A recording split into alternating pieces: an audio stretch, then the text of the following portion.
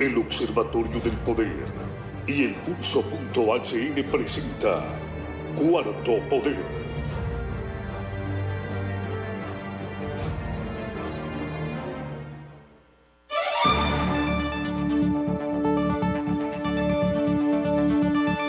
Amigos y amigas, bienvenidos a un espacio más de Cuarto Poder a través de la potente Radio Globo y canal hondureño de televisión, en este espacio de lunes a viernes de 4 a 5 de la tarde, para poder aportarle a nuestro país a través del debate, la opinión que generan nuestros invitados tarde a tarde. Hoy es 16 de junio del año 2021, día miércoles. Traemos un tema importante para nuestra nación. Antes saludo a mis compañeros Ronald López, Cristian Maradiaga y César Monzón en los controles de Radio Globo, Globo TV. Búsquenos como Globo TV Honduras en Facebook y compartan nuestra transmisión. Y también estamos a través del canal hondureño de televisión CHTV.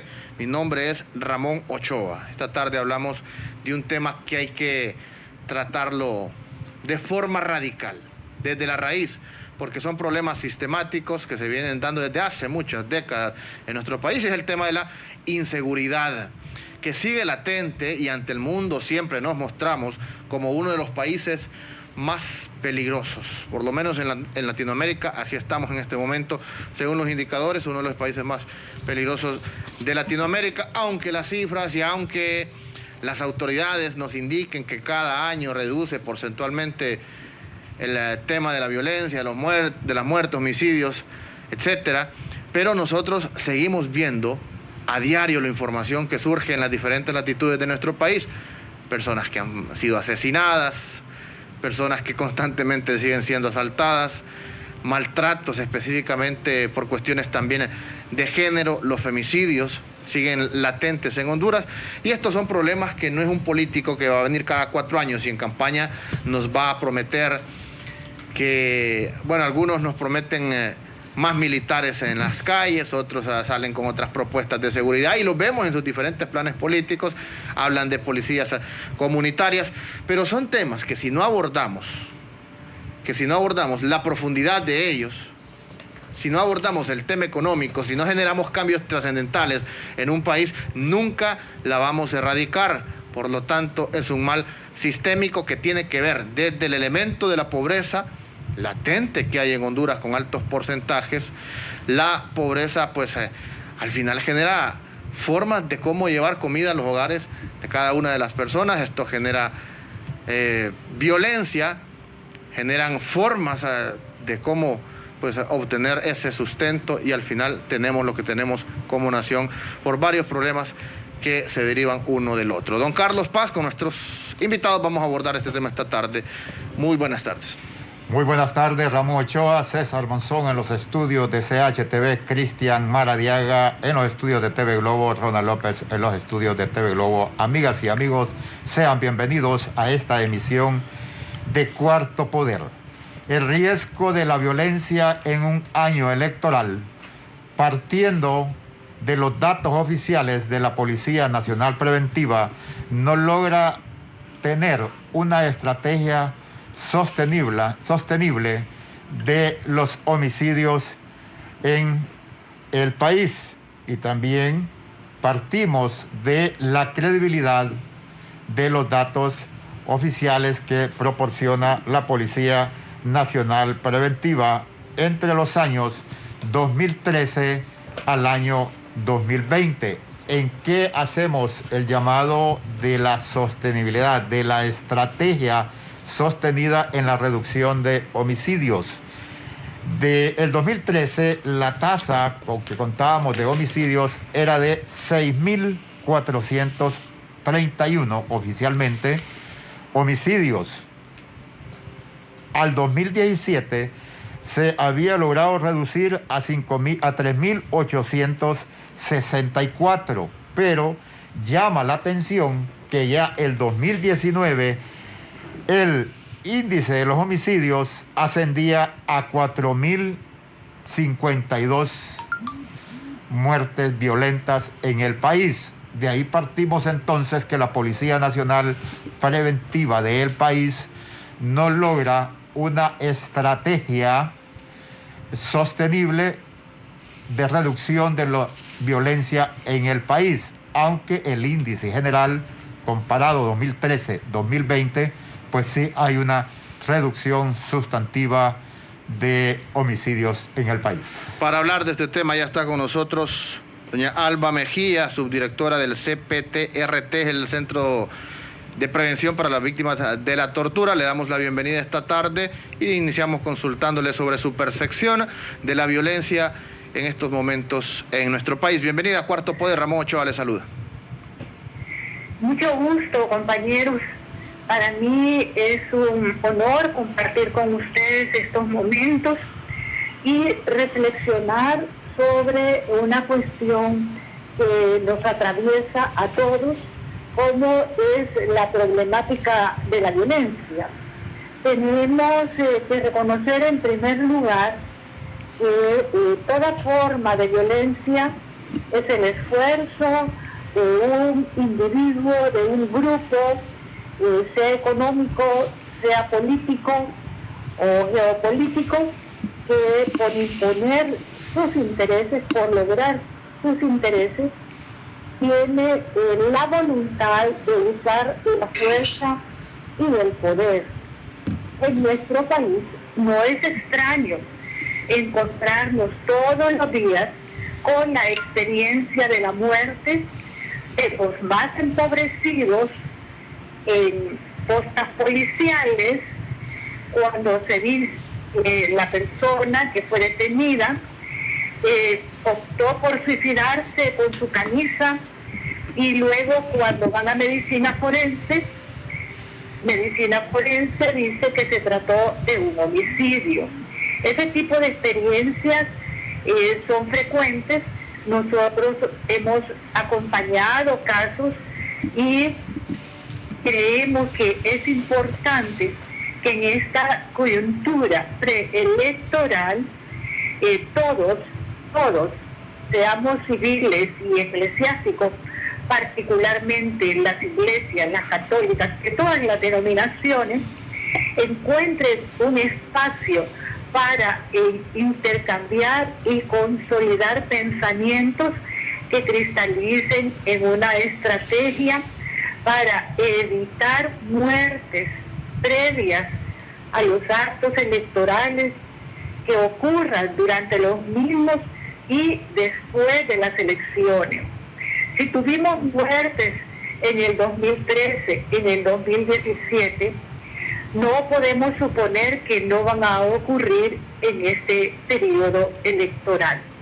Y si volvemos al tema del origen de la violencia, nosotros tenemos que convenir que nos estamos sometidos a una violencia estructural y que la forma de practicar esta violencia mediante la privación de los derechos económicos, sociales y políticos a la población ha creado ya una aversión a este sistema sociopolítico actual, y hay un terrible desacuerdo con el mismo, y lo malo sería que este desacuerdo lo canalicemos los empobrecidos utilizando la violencia que como recurso solo nos llevaría a crear más oportunidades para que los que detentan el poder lo ejerzan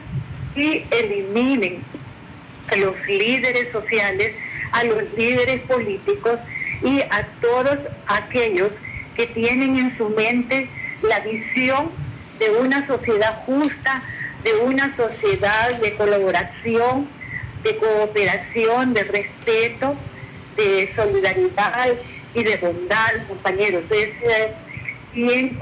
Nosotros desde la oficina del CPTRT y desde los derechos humanos en general, vemos con mucha preocupación, y francamente yo no coincido con que se haya controlado la tasa de homicidios. Nos parece que los homicidios se siguen produciendo, que se altera la información para no reconocer el fracaso de la política de seguridad porque no se trata solo de informar periódicamente de que ahora solo tenemos, ayer teníamos 10 homicidios y ahora solo tenemos 9. Siempre son homicidios y no conocemos por qué hubo ese homicidio, quiénes cometieron el crimen, dónde están los que causaron la muerte. Y es así como en nuestro país tiene el primer lugar en impunidad en América Latina y el segundo en el índice global de impunidad, porque aquí no se investigan las muertes. Y de lo que nosotros conocemos, que es más el ambiente de cárceles, tenemos que reconocer con mucho dolor, con mucha pena, que siempre se involucran las autoridades para favorecer la comisión de delitos. Y esto no debería seguir ocurriendo. Honduras debería abocarse a la transformación de las cárceles, atendiendo lo que el Comité para la Prevención de la Tortura ha recomendado, y es la desmilitarización del sistema penitenciario. Licenciada Mejía, lo que llama la atención, sí, disculpe, le saluda Carlos Paz, lo que llama la atención a generar la duda de los datos que proporcionan oficialmente es mantener esas mismas cifras cuando hablamos de la seguridad del Estado contra la delincuencia, donde el Estado es el poder y debe de imponerse y avanzar en la reducción de los índices de homicidios. Sin embargo, como que hay un juego de mantener una estándar en ese marco de los 3.000 a 4.000 solo, y decir lo reducimos de los 6.000 que existían en el 2013.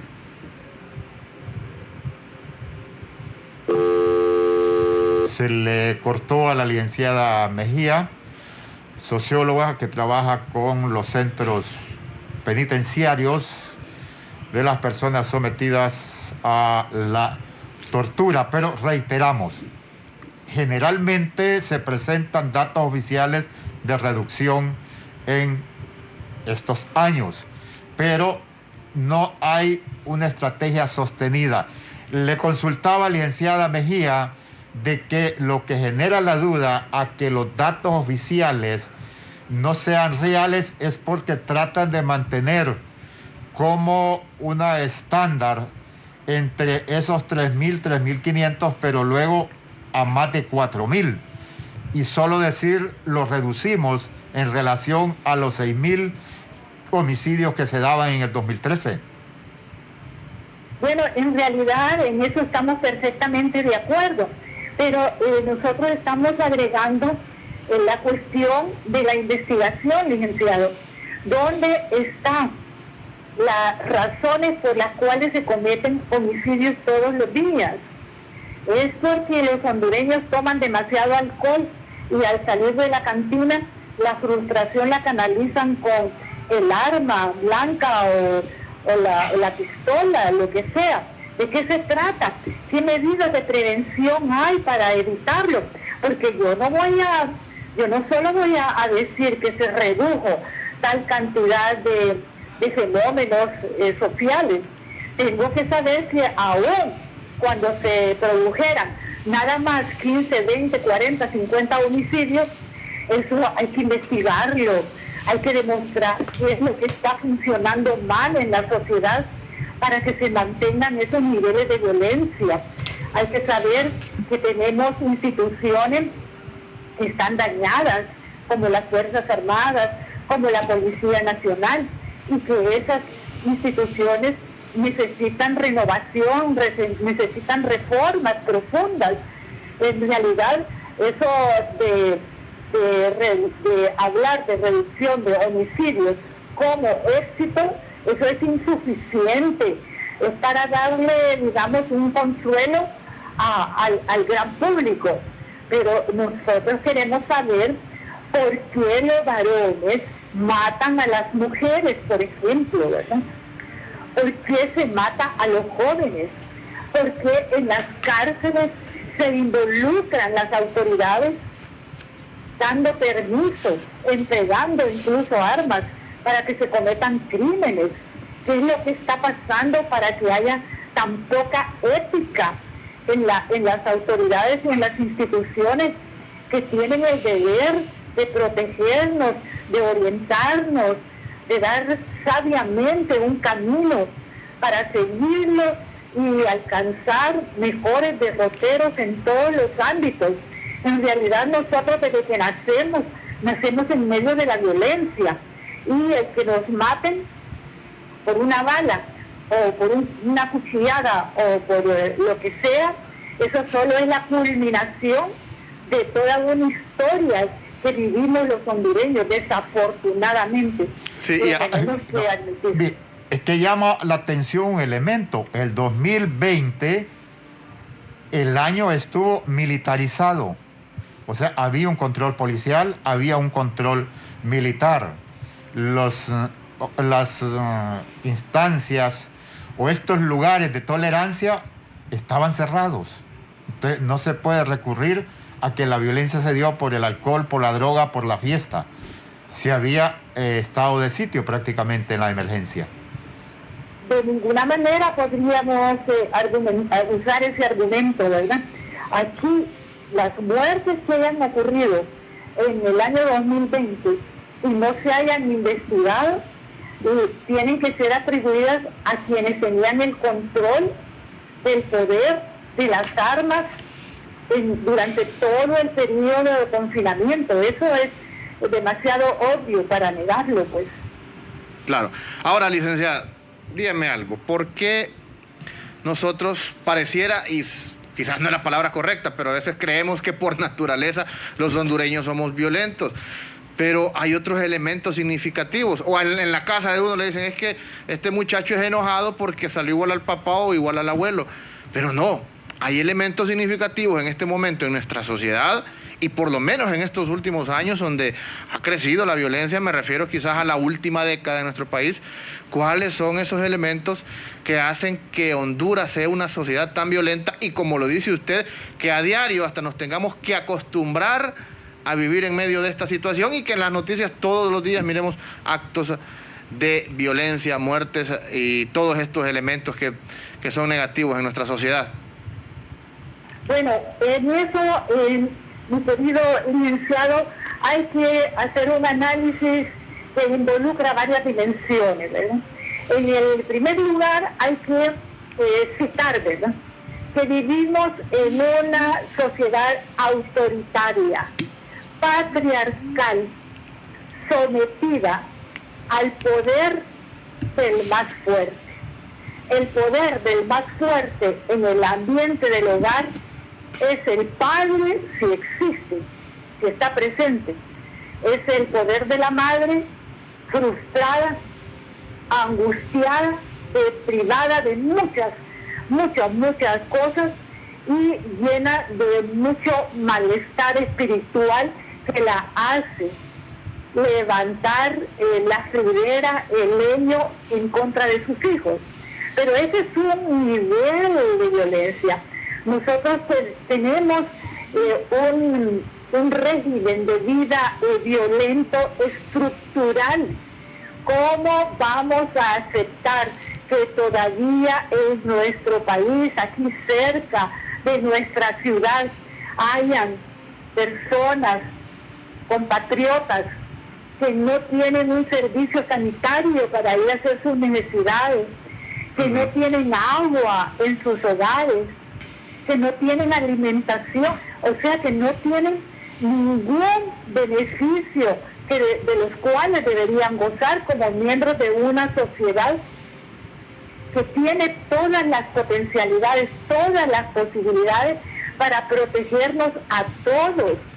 Sí, no hay nadie, licenciado, nace marcado por nacimiento. No es que nosotros seamos violentos, como decía la película, por naturaleza. Claro. Sí, tal vez ustedes se acuerdan de esa película, ¿verdad? Sí. Se narra la situación de jóvenes que supuestamente eran asesinos por naturaleza, pero no eran ningunos asesinos por naturaleza. Todos tenían una historia. La chica había sido violada por una gran cantidad de gente. Y entonces, ¿qué podemos esperar de seres humanos sometidos cotidianamente al ejercicio de la violencia? Mire, yo le puedo proponer un ejemplo. Cuando yo pasaba en las cárceles y hacía talleres con los privados de libertad y les preguntaba cómo habían sido tratados cuando eran niños, muchos de ellos decían, bueno, mi mamá decía, por ejemplo, mejor hubiera parido un rollo de alambre que haberte parido a vos. Y a mí, licenciada, me colgaban de la vida de la casa. A mí me pusieron las manos sobre el comal. A mí me dejaron marcada la espalda.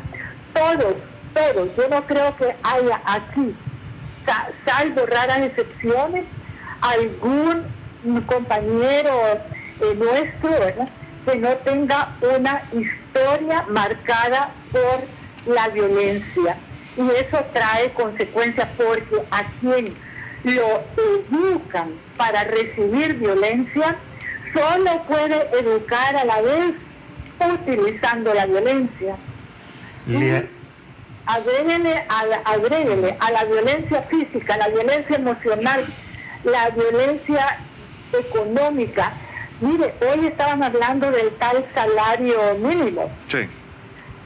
Risa le debería dar a este gobierno y a los empresarios, poner tanta renuencia para acordarles perdón la expresión, un pinche aumento a los trabajadores de nuestro país, que son los que producen la riqueza. Esa es una forma de violencia grave. Nadie lo reconoce como violencia. Entonces, yo sinceramente le digo, pasamos como, no asombrados, ¿verdad?, pero sí altamente preocupados por el deterioro de nuestra vida espiritual como hondureños. Yo puedo recordar los años 70, licenciado, y en los años 70 usted podía, yo vivía en la Kennedy en ese tiempo, y podía ir a una fiesta y salir a las 12 de la noche y caminar por las calles de la Kennedy confiado en que nada le iba a pasar. ¿Por qué? Porque nadie estaba pensando en hacerle daño, porque de alguna manera habían satisfactores sociales que daban cuenta de la respuesta social. En esos tiempos, bueno, usted era muy joven probablemente, pero tal vez su madre o su padre recordará el Instituto Nacional de la Vivienda, ¿verdad?, cómo el Seguro Social tenía un régimen de proveerle la leche a los niños de las mujeres que tenían hijos. Ahora hay organizaciones como Provida que le dicen a la gente, usted tenga los hijos que Dios le mande y después váyase con ellos a las calles a pedir limosna. Esa es una terrible grosería, ese es un crimen de parte de estas organizaciones, y yo rechazo tremendamente que se invite a las mujeres de nuestro país a tener los hijos que Dios les mande cuando el gobierno no les puede dar la protección que se requiere para que estos niños no vayan a la calle y no vayan a la cárcel. Licenciada Mejía, le agradecemos mucho compartir con la audiencia de Cuarto Poder y concluyo, desde los 2001 venimos viendo el incremento de la violencia, de las masacres y asesinatos en el año electoral. Muy preocupante eso, ¿verdad? Claro, muchas gracias, licenciada. A sus órdenes, licenciado. Cuídense mucho. Chao. Licenciada Alba Mejía, subdirectora del CPT-RT. Vamos a una pausa. Seguimos conversando después sobre este tema tan importante para el país. Banco Atlántida tiene un mensaje para usted, y es que para realizar tus transacciones bancarias con la misma confianza y Seguridad te invita a que utilices la nueva y mejorada versión de Atlántida Móvil y Atlántida Online con más funcionalidades. Actualicémonos juntos. Banco Atlántida, imagina, cree, triunfa. Llegó el mes para cumplir tus metas. Sí, sí, sí, sí. Sí, sí, sí, sí. Sí, sí, sí, sí. Sí. Feria de Préstamos Atlántida, con las mejores tasas para que puedas decir sí a tu casa desde 7.7, sí a tu carro desde 9.5, sí a préstamos personales desde 17%. Solicita tu préstamo en línea o en nuestras agencias. Banco Atlántida, imagina, cree, triunfa. Centros comerciales hasta las 8 p.m. Sí, sí, sí, sí.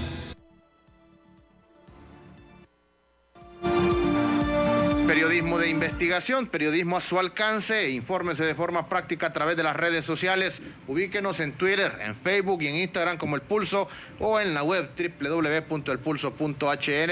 Y por supuesto todos los programas de Cuarto Poder, los videos de interés que a diario se suben en el canal de YouTube El Pulso HN para que usted nos visite. Le recuerdo, El Pulso HN está en YouTube. El Pulso es periodismo que genera incidencia en el país. Continuamos dialogando esta tarde sobre la violencia estructural en nuestro país y sobre todo en este año político. Carlos Sierra también nos acompaña esta tarde para hablar de este tema. Carlos, muy buenas tardes, bienvenido a Cuarto Poder. Carlos Sierra es coordinador de Seguridad Ciudadana de CIPRODE. Buenas tardes, Carlos. Sí, muy buenas tardes, un saludo a todos y todas por allá y a Albita también, que hemos escuchado con atención también sus aportes que nos parecen muy prudentes alrededor de todo este tema de la violencia en general en el país, pero que según algunas tendencias también los años electorales vienen consigo también una serie de violencias en el país que algunas veces pareciera que tuvieran una intención de aprovechamiento y rédito electoral y sobre eso podemos conversar. Por acompañarnos, Carlos, varios elementos que nos decía doña Alba Mejía que generan ese sistema de violencia en nuestro país, pero me llama la atención lo que ella decía, que no hay una realidad congruente de los datos que se manejan en el país. En realidad, ¿en qué situación estamos en cuanto a números en la violencia generalizada en este año 2021 en Honduras, partiendo de que venimos de un encierro y que esto genera también otros elementos aún más en la violencia, incluso en la violencia doméstica, sobre todo que aumentó a partir de marzo que empezamos con el encierro en la pandemia? Sí, en efecto, yo creo que es acertado diferenciar, digamos, los elementos. También escuchaba al inicio del programa, en la introducción, que ustedes hablaban de esta tendencia del 2013 al 2019 sobre una aparente baja de la muerte violenta o de los homicidios en el país. Debo decirlo como tal, una aparente baja porque según algunas cifras que se contrastan con las cifras oficiales, esto no es así, en primer lugar. En segundo lugar, cuando hablamos de estadística en materia de seguridad ciudadana o sobre el tema de la violencia, tenemos que ser muy cuidadosos porque esto también se ha demostrado que puede manipularse de muchas maneras en favor o en contra de una gestión, una estrategia o de algunas autoridades que estén en el país. Y el tercer elemento, de manera general, antes de entrar en específico, es que en efecto el año 2020 estuvo marcado precisamente por el año en que más afectación tuvo la pandemia y por ende las medidas de confinamiento y restricción de la movilidad de las personas fue lo que marcó durante todo el año. Lo que no significó, como en otros países en Centroamérica o en Latinoamérica, que la violencia se redujera casi a cero. En el caso de Honduras no fue así. En el caso de Honduras, la muerte violenta, las muertes múltiples y otras violencias que podemos discutir también que afloraron, estuvieron muy marcadas en el año del confinamiento.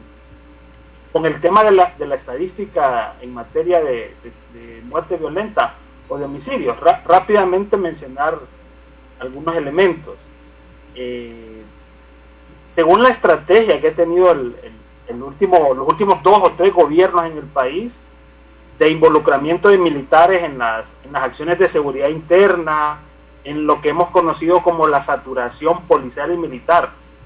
Y una tercera estrategia que también ahí está dicha ahí, o no está dicha, pero que la vemos en efecto, la dispersión que ha tenido la Policía Nacional, porque ahora tenemos diferentes policías, tenemos policías de transporte, policía anti-extorsión, policía de maras y pandillas, policía de los aguinaldos, en fin, hay una dispersión de la institución policial junto con las otras 2 estrategias que a nuestro análisis desde las organizaciones de derechos humanos no ha tenido los efectos positivos que se han mencionado por parte del gobierno. Debo decirlo como tal.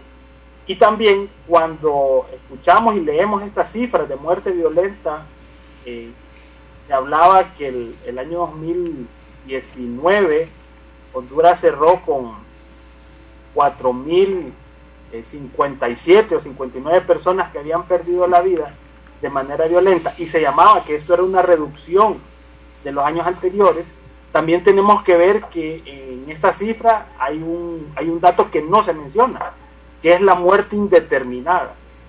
Casi 500 personas no fueron incluidas en esa cifra que mencioné del 2019 porque se menciona que no se podía determinar la forma de muerte. Tenía 20 puñaladas, estaba enterrado, pero no sabían si había sido suicidio o había sido asesinato. Les doy ese ejemplo un poco burdo, digamos, pero es parte de la forma en que se manipula la cifra de homicidios en el país. O también elevar la población, el censo poblacional. Recordemos que Honduras no ha tenido un censo de población actualizado por diferentes circunstancias. Hubieron temas de denuncia de corrupción, la misma inseguridad no permitió que los funcionarios y los representantes del Instituto Nacional de Estadística pudieran entrar a algunos territorios, la negligencia del gobierno de no poder desarrollar este censo, en fin, una serie de elementos. Y lo que sí hemos tenido son proyecciones de población. Cuando colocamos esta proyección de la población junto con la cantidad de muertes totales, generamos una tasa que, reitero, puede tener una manipulación hacia la baja con algún tipo de intención.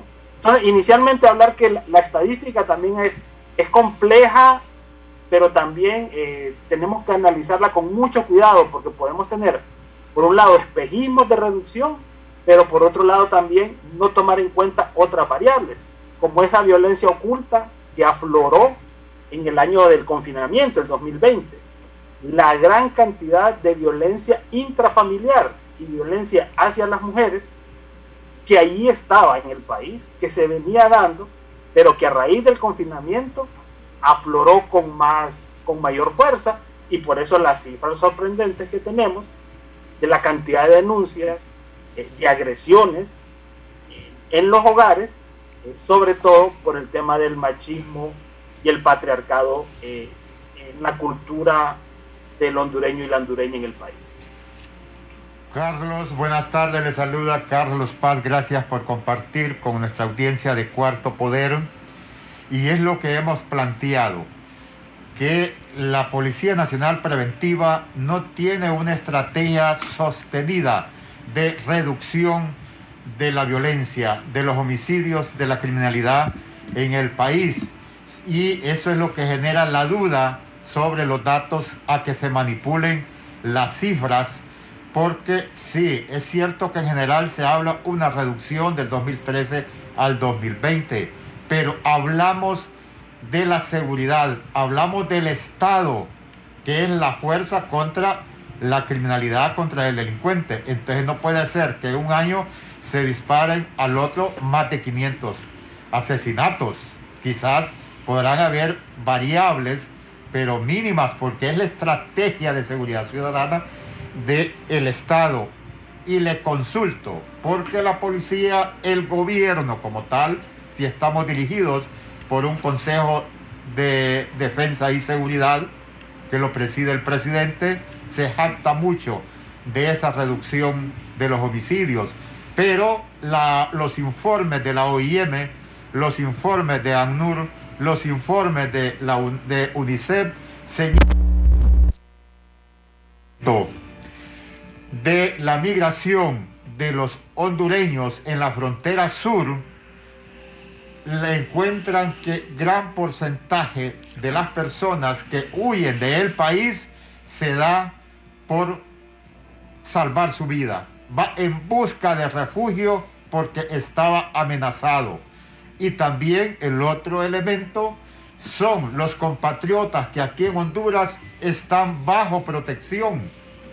Quedé asombrado y quiero que me ayude que el informe que se dio por el comisionado de Naciones Unidas ascendía a cerca de 250.000 de 247.000 personas, familias que están bajo protección. Como están escondidos, no han sido asesinados y no por la eficiente labor policial. Sí, le escuchamos. Sí, y en efecto, y usted coloca tres elementos que es muy importante que cuando hablamos de seguridad ciudadana o seguridad interior, es importante que se contrasten precisamente con las cifras de manera muy optimista o triunfal el gobierno coloca en materia de seguridad, diciendo que hay un éxito, que hay una reducción significativa, que ya no campea la violencia en el país, que el país era invivible y que ahora ya esto no existe. Precisamente esos tres elementos que usted menciona son contrastantes a lo que se ha venido dando o mencionando por parte del gobierno.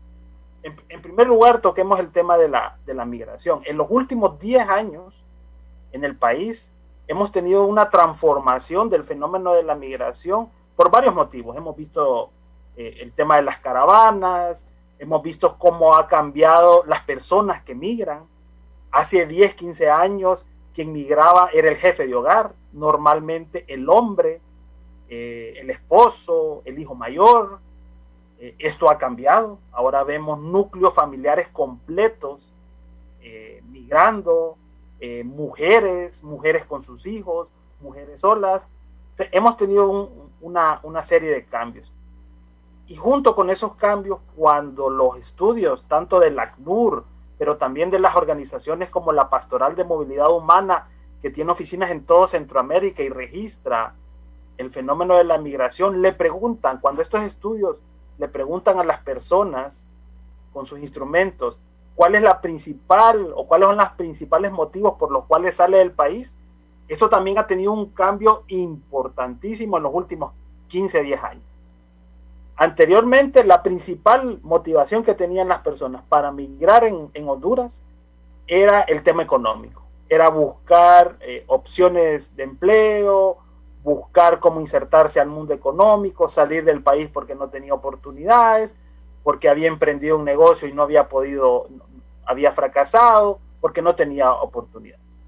Y la segunda motivación era la reunificación familiar. Era porque tenía un familiar que en los años 80 se había ido para Estados Unidos y quería volver con él, ya sea porque era su papá, su mamá. Entonces el tema de la reunificación familiar era la segunda motivación que se tenía por parte de las personas que migraban. Hoy por hoy, estudios de hace 2 años, 3 años, nos dice que la segunda y casi primera, pero todavía se mantiene como segunda motivación que tienen las personas, los hondureños y hondureñas, para migrar en Honduras, para migrar de Honduras, es la violencia, es huir de la violencia. Y huir de muchas denominaciones de esta violencia. Huir porque presenciaron un acto violento, porque presenciaron que en su colonia, al lado de su casa, delante de ellos, una persona perdió la vida, fue asaltada, llegaron unas personas y le quitaron la vida. Pero también esa violencia directa hacia ellos, porque un familiar de ellos murió por la violencia. O qué decir sobre la gran cantidad de personas que denuncian la extorsión, porque han sido extorsionadas, porque en su colonia ellos no pueden salir o entrar en determinados horarios, porque quien decide eso es la estructura criminal que gobierna esa colonia. Y así otras expresiones de la violencia que pueden ser más crudas todavía. Cuando nosotros desde las organizaciones de derechos humanos hemos entrevistado a núcleos familiares que salen del país migrando, nos dicen, bueno, nosotros nos vamos toda la familia, porque nos dijeron que nuestra hija cuando cumpliera 13 años iba a ser parte de la estructura criminal y que a partir de los 14 años ella tenía que prostituirse para réditos a la estructura criminal. O el hijo cuando cumpliera 12 años iba a ser parte de la estructura criminal. Esas familias completas huyeron de sus comunidades, de sus barrios, de sus colonias, dejaron atrás casas, animales, cultivos. Entonces, reitero, el tema, la gran cantidad de migración, la motivación que tienen las personas sigue siendo el tema económico, sí, pero en un segundo lugar muy fuerte es huir de la violencia que se genera en este país y que entonces nos contrasta de cómo es que el gobierno presenta que se ha reducido la violencia, la inseguridad en el país, pero todos los días aumenta la cantidad de personas que migran. El segundo elemento rápidamente es el desplazamiento interno. Como usted bien menciona, hay una gran cantidad de personas que ha optado, precisamente que ha huido, que se ha tenido que mudar de un barrio a otro, de una colonia a otra, huyendo de una posible extorsión, huyendo de un secuestro, de un reclutamiento forzado de sus hijos o de sus hijas. Después han tenido que moverse de una ciudad a otra, de un departamento a otro. Antes era muy común escuchar de que las personas venían del campo hacia la ciudad. Ahora esto está siendo al revés. La gente se está yendo de San Pedro Sula y de Tegucigalpa, huyendo precisamente de la violencia en este fenómeno del desplazamiento. Y que no son 250,000 personas las que se han desplazado en los últimos 10 años. Nosotros nos atreveríamos a decir que esa cifra es incluso mayor. Y en efecto, y la gran cantidad de personas que está solicitando refugio, principalmente en Estados Unidos, pero no solamente en Estados Unidos, esto ha aumentado estrepitosamente. Entonces, todos estos elementos combinados nos contrastan mucho con un aparente ambiente de tranquilidad y de seguridad que el gobierno dice que existe en el país. Por cierto, vamos a hablar de esas políticas públicas que se están dictando en estos momentos en materia de seguridad con el abogado Fernando González, que ya está en línea con nosotros, pero lo presentamos después de esta breve pausa comercial, recordándole que Diario Digital El Pulso está en las redes sociales. Búsquenos en YouTube como El Pulso HN y puede encontrar todos los programas de Cuarto Poder. Llegó el mes para cumplir tus metas. Sí, sí, sí, sí. Sí, sí, sí, sí.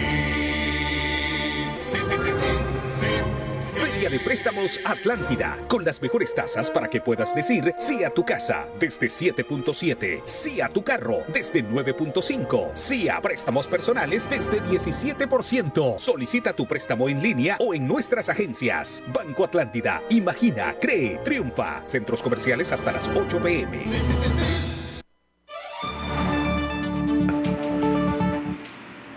Conversamos con el licenciado Carlos Sierra de CIPRODE, coordinador de Seguridad Ciudadana, y le agradecemos mucho, licenciado, y le informamos a nuestros oyentes y televidentes que hubo un corte de energía acá en esta zona y eso pues causa algunos problemas con el equipo, aunque se tiene la planta, pero el funcionamiento ya no es lo mismo. Le pedimos disculpas. Licenciado, le agradecemos mucho compartir en Cuarto Poder esta tarde. Temas torales y muy importantes para la discusión y el análisis en el país.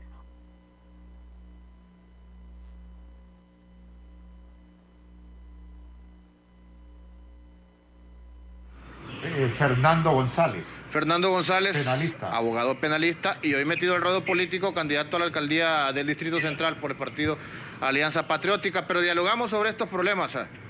Abogado González, de la inseguridad y sobre todo de la actuación que tiene el Estado, el gobierno en estos momentos, en este campo. Y específicamente también, abogado, porque el tiempo es corto, el riesgo de la violencia que se incremente en este año electoral. Saludos, amigos, ahí en Radio Globo. En efecto, saludos a Carlos, a Ramón Ochoa, a toda la audiencia de Cuarto Poder. En efecto, estaba escuchando al panelista Carlos Sierra, muy acertado con lo que es sus ponencias, y en efecto lo que es la tasa de seguridad pues entró en vigencia según la Gaceta del 2012, ¿verdad? De la Gaceta del 2011, pero entra en vigencia del 2012 al 2020. Tenemos una recaudación, o hemos dado una recaudación al Estado hondureño de más de 18 mil millones de lempiras, ¿verdad? Esto pues sin ser auditados, esto sin que nadie pueda decir nada, con la osadía, óigame bien, ¿verdad? Con la osadía en este sentido de que se está buscando lo que es legalizar algo que nunca va a funcionar. Para tal efecto se busca lo que es que se le dé un ISO de calidad total, óigame bien. La tasa de seguridad va a tener un ISO 9001 sobre el proceso de gestión de calidad de algo que no es auditado.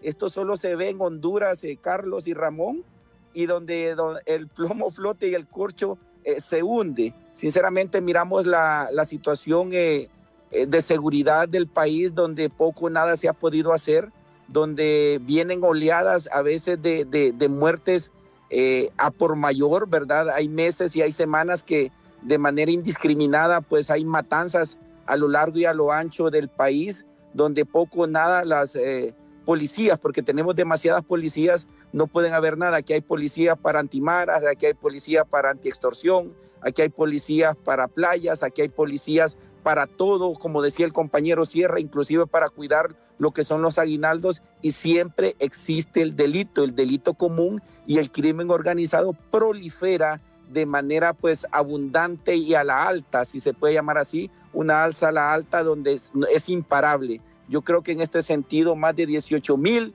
millones de lempiras han sido gastados y no invertidos, han sido gastados en lo que son carros blindados para jueces y magistrados, para fiscales que en realidad no han cumplido con lo que deberían tener, ¿verdad?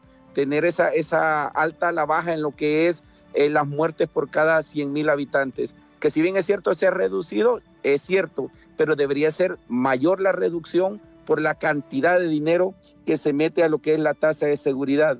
De la misma manera, estamos viendo que el 92% del ingreso de la tasa de seguridad, compañeros, son de los usuarios financieros, ¿verdad? Los impuestos sobre los ahorros de la misma tasa de seguridad, lo que en este caso la banca da intereses bajos, y de esos intereses bajos que se le da a los ahorros a los usuarios, se le cobra lo que es la tasa de seguridad, y no digamos de manera aborazada como las tarjetas de crédito pues hacen y deshacen a través de lo que es la tasa de seguridad con los respectivos usuarios. Sí, Abogado, le reitero la consulta. El riesgo que se incremente la violencia, los asesinatos en el año electoral, una situación que hemos venido viendo desde el año 2001. Fíjese que esto se vuelve como un desorden ordenado. ¿Por qué? Porque con esto quizás pueden vender lo que es el mal y la panacea para siempre, para este tipo de flagelos. Usted se ha fijado que siempre en los situaciones, en los periodos electorales generales, siempre se vienen esas matanzas, se incendian lo que son los centros penitenciarios. ¿Para qué? Para cundir de miedo a la población hondureña y hacerle saber que son ellos los que tienen, ¿verdad?, el poder y la panacea, la cura para este tipo de flagelos. Yo creo que el pueblo hondureño tiene que despertar, y despertar de la mejor manera en hacer los relevos generacionales. ¿Y por qué relacionamos todo con política, Carlos y Ramón? Porque son estas personas las encargadas en realidad de administrar el país por los subsiguientes 48 meses. Es deber y obligación de toda la hondureñidad hacer el relevo generacional de todos y cada uno de los malos políticos que nos han gobernado en los últimos 40 años y que están ahí latentes. Inclusive, ahí hay diputados en el Soberano Congreso Nacional que todavía están desde que se hizo la constituyente. Se van a morir y van a terminar asustando ahí en los pasillos del Congreso Nacional. Es de darle relevo generacional a lo que son estas nuevas caras que tienen ese empuje, ¿verdad? Nadie es tan sabio para saber todo, ni tan cándido para no saber nada. Yo creo que es justo y necesario, Ramón y Carlos, de que nosotros a través de estos programas de locución y que llegan al corazón y a la mente del pueblo hondureño, crear conciencia y hacerle saber al pueblo hondureño que vienen tiempos mejores, sí y solamente sí existe el deseo y se le cambia el chip a las personas de poder elegir a las mejores hondureños y a las mejores hondureñas. Abogado, como dijo usted anteriormente, sí, es justo y necesario pues parar esa vorágine de lo que son esas matanzas en los años que vamos a elecciones generales. Por cierto, abogado, ya para finalizar, nos han vendido la idea de que un montón de entes armados que han surgido en este gobierno, pues vienen a erradicar el tema de la inseguridad en el país. Me refiero a la policía militar, a los policías tigres, Fusina, que engloba varios de estos entes, la Fuerza Nacional Antimaras y Pandillas, hay una fuerza del transporte público, transporte urbano, creo. Esto, ¿de qué manera ha venido a aportar al tema de la seguridad de nuestro país? Poco o nada se ha podido hacer y es de ser crítico, pero en este caso tener respuesta, o sea, no solo señalar, y usted tiene esa amplitud, ese conocimiento amplio, lato y suficiente, Ochoa, siempre extra micrófono hemos platicado de las soluciones y en este caso miramos que hacen oídos sordos, ojos ciegos de las sugerencias, que a través de esos micrófonos y de las cámaras, a través de Radio Globo y Globo TV, que lo miran a través del Facebook, pues no hacen nada en realidad por las sugerencias que hace el pueblo como tal. ¿Por qué? Porque están ebrios de poder, ¿verdad? Están borrachos de poder las autoridades actuales, pero esto ya pronto va a terminar. Yo creo que es justo y necesario, ¿verdad? Como dije anteriormente, que si bien es cierto, la seguridad tiene que ser una, aparte, ojo, y quiero cerrar con esto, Carlos y el amigo Ochoa, aparte del presupuesto que se le da a defensa, aparte del presupuesto que se le da a la Secretaría de Seguridad, aún así con esta tasa de seguridad están volviendo millonarios a los más millonarios y pobres a los más pobres, porque en este sentido nos están sacando 2 lempiras por cada 1000, por cada uso financiero o producto financiero que nosotros usamos a lo largo y a lo ancho del país. El 92% de la tasa de seguridad sale de lo que son las finanzas del Estado, salen de lo que son las finanzas del pueblo, mejor dicho, de la economía del pueblo, de lo que se hace en los bancos, y eso pues no es justo porque no hemos visto los resultados deseados a través de lo que es la tasa de seguridad. Muchas gracias, abogado. En efecto, haciendo más millonarios a aquellos que venden vehículos, que traen vehículos a nuestro país. Comida, todo, exagerado, claro, botas, uniformes, bombas lacrimógenas, fusiles, municiones, etcétera. Esto se hacen millonarios, claro, cada vez que no se licitan las situaciones estas, los productos y servicios, y esto pues se hace al mejor postor al que en realidad se da hoy más y situaciones así. Esta es la Honduras que estamos viviendo, pero muy pronto va a salir el sol para todos nosotros. Ojalá pues esto se haga con un mejor relevo generacional. Gracias. Muchas gracias, abogado Fernando González, por compartir con nuestra audiencia de Cuarto Poder. A lo que mencionaba el abogado Fernando González de la tasa de seguridad, hay que agregarle los dineros decomisados al crimen organizado, al narcotráfico. Se distribuye entre los operadores de justicia. Hay una ley que así lo determina. En otra ocasión vamos a abordar ese tema. ¿Dónde están los millones de dólares? Porque al crimen organizado, al narcotráfico, ¿ha escuchado usted que le decomisan mentiras? Son millones de dólares los que le decomisan y nadie rinde cuentas también. Pero existe una ley para que sea distribuido, que le dan un poco a cada institución operadora de justicia en el país. Así es, don Carlos. Se nos fue el tiempo, gracias al abogado Fernando González, hoy candidato a la alcaldía de Tegucigalpa del Distrito Central por el Partido Alianza Patriótica. Gracias a don Carlos Sierra, coordinador de Seguridad Ciudadana de CIPRODE, y a la licenciada Alba Mejía del CPTRT. Gracias a usted también por estar pendiente de Cuarto Poder. Será hasta mañana en un programa más. Con permiso. El Observatorio del Poder y el Pulso.hn presentó Cuarto Poder.